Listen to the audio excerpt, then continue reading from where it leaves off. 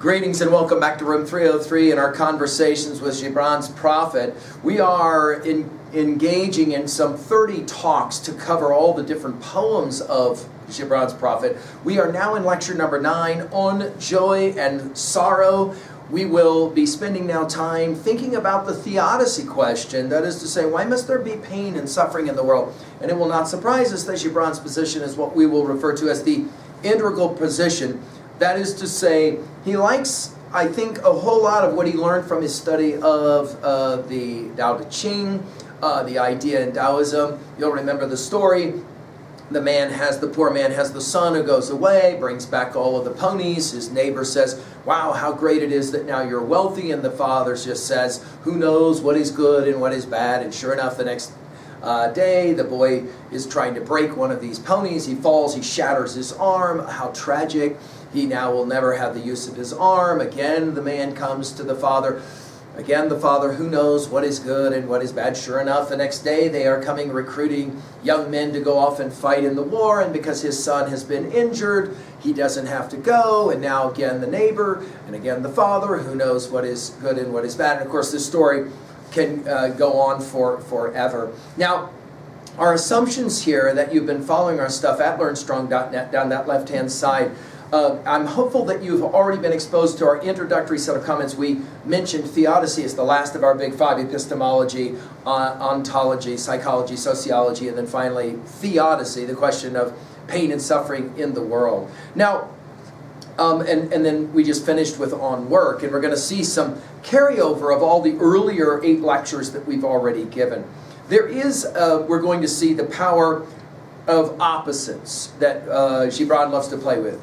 In lecture 12, we'll have buying and selling. In lecture 16, we'll have reason and passion. In lecture 22, we'll have good and evil. So Gibran really likes this idea. There's been a number of folks who have pointed out that Gibran was very influenced by a thinker like Nietzsche, and of course, Thus Spoke Zarathustra, that published between 1883 and 1885. I think there's a lot to be said for this. The theodicy question, of course, best exemplared with our study of Milton's Paradise Lost. You can go to Learn Strong and see our comments there. To justify the ways of God to men is the way that Milton will say it. The question, of course, is why? Why must there be pain? Why must there be suffering in the world? And we'll open now with a woman who will speak and say, speak to us of joy and sorrow. And he answered, your joy is your sorrow unmasked. Now, I mean, go back to what we said when we did Shelley's Skylark, our sincerest laughter with some pain is fraught. That idea that when you see somebody laughing really hard at a party, the reason they're laughing so hard is not because they're happy, but rather because they're sad. Now, I know this sounds counterintuitive, but in the moment of our greatest joy, we recognize that incredible moment of elation cannot last. It has to go away. And there's a certain sadness about that. And so he's playing this game here now. Your joy is your sorrow unmasked. Of course, who can come up with lines like this? Only Gibran. It's amazing. And the selfsame well from which your laughter rises was oftentimes filled with your tears. And how else can it be? Again, the paradoxical nature of life and these rhetorical questions. The deeper that sorrow carves into your being, the more joy you can contain. We're back to that idea in the Tao of, okay, the pot is significant, but it's the emptiness within the pot that's actually the most useful. He says it this way, is not the cup that holds your wine the very cup that was burned in the potter's oven? Again, the power of a rhetorical question. In other words, the pain that we go through is what produces the great joy on the other side. And is not the lute that soothes your spirit the very wood that was hollowed with knives? It's an amazing observation. Of course, we have as well a similar idea that the axe will have a handle that is made of a tree that was felled by that very axe head, right? When you are joyous, look deep into your heart. Again, this idea of looking, perspicacity, insight. Look deep into your heart, and you shall find it is only that which has given you sorrow that is giving you joy. Now, one of the things we love about Gibran's prophet is that, think of it this way. Al-Mustafa is giving us, the prophet, is giving us opportunities to experiment. do the ideas that we're reading right here resonate for you at 3b, right? Personal question. When you are sorrowful, look again in your heart, and you shall see that in truth you are weeping for that which has been your delight. In other words, there seems to be within the human condition, every time we suffer with pain, sorrow, loss, we recognize there will be some sense of joy. I mean, we go back to Shelley again with Ode to the West Wind. If winter come, can spring be far behind, is the way that he will say it there.